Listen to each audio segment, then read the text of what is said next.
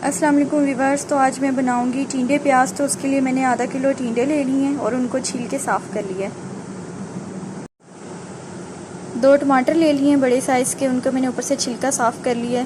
और प्याज ले लिए, छोटे प्याज थे तो 4-5 ले लिए मैंने, और हरी मिर्चें ले लिए हैं। तो व्यूअर्स अब मैं आपको बताऊंगी कि टिंडे किस तरीके से काटने हैं टिंडे प्याज के लिए।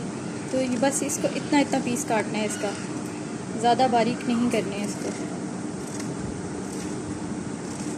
यही साइज़ रखना है।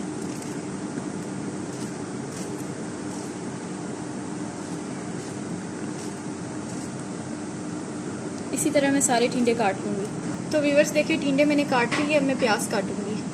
तो व्यूअर्स मैंने प्याज भी काट ली हैं और हरी मिर्चें भी काट ली हैं और टमाटर भी मैंने पीस लिए हैं। टमाटर को भी, दोनों टमाटर को पीस लिया। अब मैं इसको बनाना शुरू करूँगी।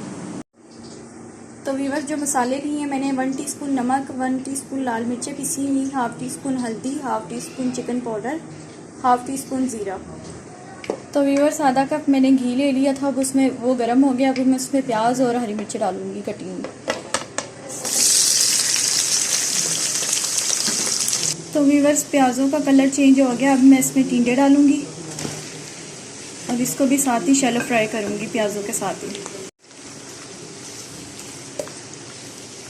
इसको मैं साथ ही इस पर अच्छे तरीके से फ्राई कर दूंगी। जैसे टिंडों का कलर थोड़ा चेंज होगा तो फिर मैं इसमें बाकी सारे मसाले डालूंगी। तो व्यूअर्स देखिए टिंडों का और प्याज का कलर चेंज हो गया है, हाफ डन हो गया। अब मैं साथ ही इसमें नमक मिर्च सारी डाल दूंगी जो मैंने दिखाए थे मसाले, और मैं इसको अच्छे से मिक्स करूंगी।